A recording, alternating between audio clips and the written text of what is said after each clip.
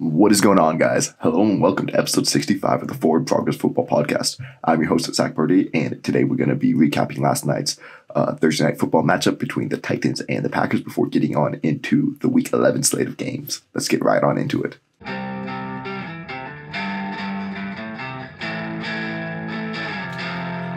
Alright, so last night we saw the Titans take down the Packers and Lambeau 27-17. I picked the Titans to cover and win, so good on me for that. And yeah, this game was really just like kind of went how I expected it to. I did think the Titans' passing offense looked a lot better than I anticipated, though. But I want to start off with the Packers. If they can't run the ball, they aren't going to be able to win. Simple as that. Their passing attack needs to be a complement. It can't be their primary driver, which is really weird with Aaron Rodgers, I know. But just the way that they're built to have those big plays with Christian Watson or like a chain mover to Allen Lazard. They aren't built to be the ones carrying this offense. And when you only have 56 yards for 2.9 yards per carry, like that passing attack isn't going to be able to do enough to help you win these games. Like right now, with the way their offense is playing, it feels like you can predict whether or not they're going to win or lose just based off of the type of run defense that they're playing. And yeah, the Titans have one of the best run Ds in the league right now. David Long is really impressive. Like he's playing like one of the top linebackers in the league. I really think he could sneak his way onto like the All-Pro team if he keeps it up. I don't know if he'll get enough like attention and hype from it from the national media, but right now he's playing like one of the best in the league and deserves that praise. And this secondary, it's definitely was a bit up and down. Lazard got McCreary a couple times despite the drops, but overall they really limited these Packers wide receivers and let their offense win. Like holding the Packers to 17 points, you're probably going to be able to win if you put up, obviously if you put up more points, you're going to be able to win. And yeah, their offense did, but they did it through the air, which is really like new for them. The Titans have been one of the worst passing attacks all year, and then they come out this week and look awesome. Great to see. Derrick Henry only had 87 yards on 3.1 yards per carry. They really needed to get that passing game going because the running game wasn't as efficient as it normally is. And Tannehill was able to put the team on his back. If it weren't for the one interception, this game would have been next to perfect. Like his ball placement was just elite all night. That touchdown to Hooper, oh my goodness. He was putting it on the money all day. Even on the pick, it wasn't inaccurate though. He just flat out didn't see the defender dropping back in zone coverage after the play fake. If he wasn't there, it would right on the numbers. If Tannehill is healthy and playing with this confidence and ability, and if Burks builds off this game, Treylon Burks, the rookie, he had over 100 yards for the first time in his career, missed the last couple games with the injuries. I think he came back he did come back last week, but didn't really do much. This team can be legit dangerous. I still don't know if Burks can be that number one guy. That's a lot to put on a young player, but this team really has everything that a deep playoff contender needs other than a competent passing attack. But maybe they did find one here this game. All right, now it's time to get into Sunday's slate of games. We're going to start off with the Eagles at the Colts. The Eagles are going to be 7-point favorites in this one. The Eagles' undefeated season was just spoiled Monday night. So now it's time to see if they can bounce back and show some like life after a first road bump, They just signed Linval Joseph and Ndamukong Suh to help shore up their run D, which was the biggest weakness on this roster, especially with Davis going out. And that's a really good move to make before facing Jonathan Taylor and these Colts. We'll see how much playing time he'll actually get in his first week. But yeah, I love that signing, or those two signings. For the Colts, they just got a great franchise win last week, sending out the message that just because they hired Saturday doesn't mean that they're tanking. They put Matt Ryan back in at quarterback, and Jonathan Taylor had his second 100-yard rushing game of the season. But just because they won last week doesn't mean that they're suddenly good. Now that the newness of Saturday is wearing off a bit and they're coming off of an emotional win, I'm worried that they're going to regress to how they looked earlier on in the season. So I'm going to pick the Eagles to cover and win. Then we have the Lions at the Giants. Giants are only 3-point favorites in this one. The Giants continued to giant last week. It doesn't matter who they face, whether it's the Ravens or the Texans. They're going to play this ball control style of offense, tough defense, and try to win a low-scoring, one-score game. And the Lions play an opposite style. They go all in on offense and have no defense and really just try to win the boat race. It worked last week against the Bears, who also adopt that style, but the Lions have really struggled against good defenses. While their defense came up last week with a huge pick six, I don't know if they're going to be able to make a key play, which will be needed if they're going to beat these Giants. And the same with their offense. I don't know if they're going to be able to put up the points and come up clutch and not make that mistake in crunch time. The way the Giants play, it's going to be a one-score game in the fourth quarter. And with how well the Giants have looked under Brian Daboll's coaching, I just trust them to execute at the end of the game over Jared Goff and these Lions. So I'm going to pick the Giants to cover and win. Then we have the Jets at the Patriots. Patriots 3.5 points favorites. And I'm really excited for this game. Zach Wilson played terribly the last time he played the Patriots, but then he had one of his better games the next week against the Bills. He was getting the ball up fast, stepping up in the pocket instead of rolling out, and really playing well within the structure of the offense. Now they're coming off the bye week, and I think we're going to see Wilson come out and show how much he's improved in just a couple of weeks. And then the Patriots, I don't feel like they're improving. They're also coming off their bye, but unlike Wilson, I don't have the confidence that Mac Jones is turning a corner. He struggled majorly under pressure and didn't show any signs of improvement last week, despite walloping the Colts. It's just hard to take too much away from that game. And this Jets D-line is going to be able to get after the quarterback. Both these young teams are in similar spots. They have good defenses and questions on offense due to their young quarterback, but I think I've got to lean towards the Jets on the advantage. You know that they want to get that monkey off their back of beating the Patriots, and I think that they have better talent both on offense and defense. You never know in a matchup versus Bill Belichick. Like the Patriots won this game last time, but I like the Jets' chances in this one, so I'm going to pick the Jets to cover and win. Then we have the Panthers at the Ravens. The Ravens are 13-point favorites. Big point spreads like these are always scary, especially with the underdogs coming off a win. But the more I think about it, the more it makes sense.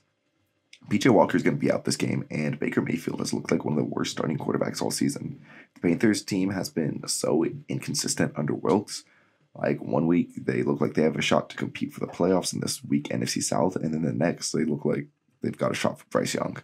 And then they're going to be facing the Ravens coming off their bye. Lamar, he's on a tear this season. He's definitely in the MVP race, even if people disagree. They got a dominating win over the Saints last time, and now they get to face the Panthers, who are surrendering almost 140 yards on the ground per game. They also look to be getting healthier coming off the bye, as Mark Andrews and Gus Edwards are both trending towards playing. I think this Ravens defensive line will really be able to get after Baker, and despite the Panthers offensive line improving, and then on offense, I think they're really have their way, especially on the ground. And also, if Mike Andrews is going to play, I don't really see Shaq Thompson, Corey Littleton, Frankie Louvu, Xavier Woods. I don't even know who they're going to try to cover Mark Andrews with, I don't think they have the personnel to stop him, so I'm going to pick the Ravens to cover and win. Then we have the Bears at the Falcons. The Falcons are 3-point favorites. This should be a really fun game to watch due to these two rushing attacks. Justin Fields is out here looking like Michael Vick 2.0, leading some crazy offensive performances despite throwing to Equanimous St. Brown, Darnell Mooney, Dante Pettis, and recent acquisition of Chase Claypool and N'Keal Harry coming off the IR recently. And the Falcons have been a dominant ground attack all year, but they did look ugly last Thursday. Now they're going to face a pretty bad Bears defense, though, so hopefully Mariota can bounce back and not have a similar performance to last week. But if he does really struggle in week or in half one, I think there's a real chance that we're going to see Desmond Ridder take his place in half two and make his NFL debut. And despite their struggles last week, I think I am going to lean towards the Falcons, whether it's Mariota or Ridder leading the game-winning drive. I just don't trust the Bears defense right now. And while I love Fields in this offense, they still just make just enough mistakes to lose, like that pick six last week. I don't think that they're going to be able to overcome how bad their defense is, so I'm going to pick the Falcons to cover and win. Then we have the Commanders at the Texans. Commanders are going to be 3-point favorites in this one, and they are coming off a great win, dethroning the undefeated Eagles, and now they get to play the 1-win Texans. And that kind of scares me, honestly. This feels like such a trap game. The Commanders have clawed their way back to 500 with Heineke, and just like after this emotional win, this is a lot of teams are coming off pretty emotional wins this week, and I wouldn't be surprised if they kind of overlook the Texans. I still don't trust Heineke to consistently get it done. He just really has too much of that YOLO energy. He's going to put the ball in harm's way, and the Texans do have a decent secondary that can take advantage of that. However, at the same time, they're facing the Texans. They could just hand the ball off to Robinson and Gibson 100 times and get a pretty easy win. The Texans just simply lack talent and cannot stop the run.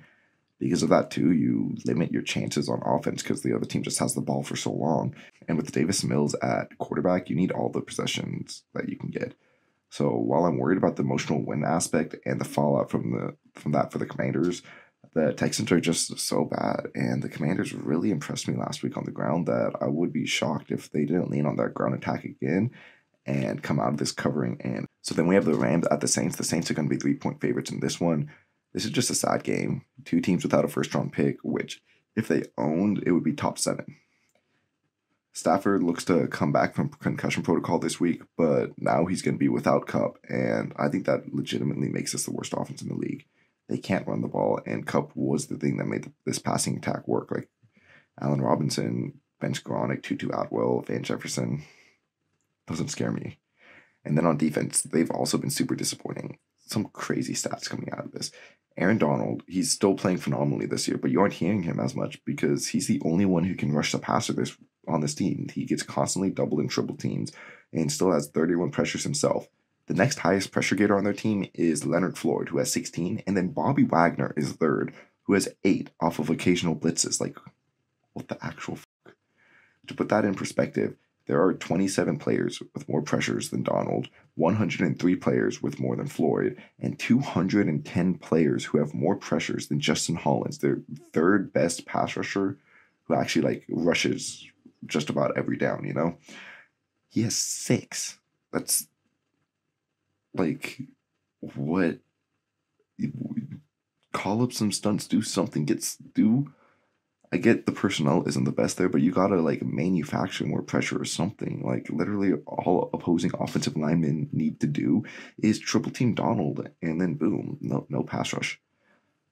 And Dalton, he hasn't been terrible, and if he does have time, he doesn't create or elevate this offense, but he executes this offense and really is able to consistently put up points outside of last week. So yeah, I just don't think the Rams are a good team anymore, and the Saints, well, they also aren't that good. I still feel like they're at least middling and should be able to cover and win on this one. Then we have the Raiders at the Broncos. Broncos 3-point favorites. And yeah, yay, disappointment bowl. The which head coach gets fired first bowl. The we went all in for 2 and 3 wins bowl. Neither of these teams are good. But just with the history of these two, I'm ready for the Raiders to burn me again. Whatever it is about the Raiders, they show up to play the Broncos. And with how emotional Carr was after last game, I feel like he's going to come out with his hair on fire and make everyone question, are the Raiders good? Can they pull off some sort of magical run, finish 10-7, only for them to get smoked in whoever they play next week? Josh Jacobs, he also always comes out to play the Broncos. He hasn't had 100 yards since week 7 and only has 1 touchdown during these last couple of weeks. So I feel like he really wants to change that this game. And the Broncos, they just disappointed me so badly last week. I thought they were building something coming off that win over the Jags in London. I was like, okay, they're actually having some decent offense. But instead they come out, lose Jerry Jeudy on play 1, and can't generate any offense outside of a broken play that left a depth receiver wide open. Yes, this defense is elite, but you just can't win games if you can't score, so I'm going to have to pick the Raiders to cover and win. Then we have the Cowboys at the Vikings. Cowboys are 1.5-point favorites. Vikings came out on top of the game of the year last week. They proved that not only can they hang with the top dogs in the NFL, but actually beat them. But I think they're going to stumble a bit here. After such a big, emotionally draining overtime win last week, and then also Christian Darrisaw, their star young left tackle, he looks like he's not going to play. I feel like their offense could come out kind of flat versus a very good Cowboys defense. And yeah, I think the Cowboys defense is going to get a lot of pressure on Kirk. If the Vikings can establish the run, that's the key to them winning this game, but they haven't really been able to do so consistently. So they're going to have to drop back and pass. And with Parsons matched up on a backup left tackle and then Jefferson versus Diggs, I don't know. I think Jefferson's obviously better than Diggs, but Diggs will be able to win a couple times. This should be a super fun matchup to watch, but with the pressure that's going to be getting into Kirk, I don't trust the Vikings to be able to put up the points offensively. And I think the Cowboys are going to be able to do just enough to win. Dak really struggled last week, and I think he's going to make sure he corrects his mistakes. He's should be more on page with his receivers this week. He's the type of guy who's going to go in and make sure, hey, this is what we fucked up on last week. This is what we're going to fix. But they are going to miss Michael Gallup this week. And with Zeke coming back, I think they're going to lean towards running it more, using the passing game as a complement. And I just really hope that with running it more. They give Pollard enough touches too. Like don't let Zeke eat into all those carries, and I think the Cowboys should be able to cover and win. Then we have the Bengals at the Steelers. Bengals 4-point favorites. The Steelers finally got a win led by rookie Kenny Pickett, and now they're going for the sweep on the Bengals. But this isn't the same Bengals that they played week 1. The Steelers may have gotten TJ Watt back, and they'll likely put Burrow under a lot of pressure, but the Bengals, they played in a lot more shotgun, quick-hitting passing game since then, and with this extra week to prepare with the bye, I don't think that we'll see another 4-turnover game from Joe Burrow. And the Bengals have a pretty good defense as well. They're going to cause Pickett all kinds of trouble, and we're going to see a lot of forced balls into coverage. The only problem is that I think a lot of those coverage targets are going to go towards Eli Apple. Pickens and or Johnson, whoever's lined up against him, are going to be able to win some of these matchups, making this game a lot closer. And I think we're going to see a couple really cool catches this game, but I still don't think it's going to be enough, so I'm going to pick the Bengals to cover and win. Then we have the Chiefs at the Chargers. Chiefs are going to be 6-point favorites. The Chiefs played so ugly last week and still found a way to win by 10. They're going to be down a few of their playmakers this game, Juju and Hardman both out, but they started to get Tony more involved last week, and I think we see him as their true number 1 this week, outside of Travis Kelce, of course. And although the Chargers were able to cover the spread last week, that was versus the Niners and not the Chiefs. I don't think people talk enough about how good this defense is for the Chiefs, and especially as of late, like, for the Chargers offense, Allen, Carter, and Williams are all limited in practice, and if they do end up playing, they're either going to be playing through injuries or get re-injured with the Chargers' luck. And going against this Chiefs defense, like, I don't think they're going to be able to pass the ball well at all. Chris Jones is going to be in there constantly getting the pressure, and yeah, like, these receivers aren't the type that can win. These backup receivers aren't the type that can win super fast. It sucks because you have the talent to hang with the Chiefs. Like, if Allen is there, if Williams is there healthy, I think this offense could really hang with them. And if you have Bosa and if J.C. Jackson was playing good and you had him, then you could make this a lower scoring game in relative terms for the Chiefs. But you don't have them. And yeah, Herbert, he's been phenomenal. I think he's been getting some major disrespect this year. But he can't win all by himself without any receivers. So I think I'm going to have to pick the Chiefs to cover and win. And then last game of the week, Niners at the Cardinals. Niners are going to be 8-point favorites in this one. This is a really big spread for the Niners, I think. However, I was looking, and their average margin of victory is 16 this year. Their nearest win was a 6-point victory over the Chargers last week. I am excited for this matchup. The Niners love to target the middle of the field, and I think the Cardinals are actually really strong there on defense. Obviously, you have Baker and Thompson back there, good safeties. But what I'm really looking at is Simmons, their first-round pick from a few years ago. He's been improving. He's looking like a really quality starter. And Zaven Collins, I think he's playing like a star right now, like a legitimate Pro Bowl, knocking on the All-Pro levels. And I was not expecting this sort of jump from him, and I believe this is year 2. Jimmy really struggles against good linebackers, and in this Monday Night Football Island game, I think Zaven Collins is going to make a lot of noise, and we're going to see a really low offensive output for these Niners. However, what are we going to get from these Cardinals? It looks like Kyler's going to miss another game this week with his hamstring injury, but Colt McCoy did play pretty well in his place last week. However, McCoy does have just such a lower floor and ceiling than Kyler, and I cannot underrate how good these Niners are on defense, led by D'Amico Ryans at defensive coordinator. I think both offenses really struggle in this one, and the Niners are going to get some serious pressure on McCoy and force at least 1 or 2 bad throws, which the Niners have been all over errant passes all year. I think we see like a pick 6 by Hufanga or something like that this week, a defensive touchdown, and I think that's going to be the swing in this game and give the Niners enough points to cover and win. All right, so that's going to do it for today's episode. Let me know some of your picks. Give me your lock of the week in the comments below if you're on YouTube. If you're also on YouTube, leave a like and subscribe. If you're on Apple, Spotify, wherever else you might be listening to this, leave a 5-star review. Go tell your friends, spread the word out, and yeah, I'll see you all next time.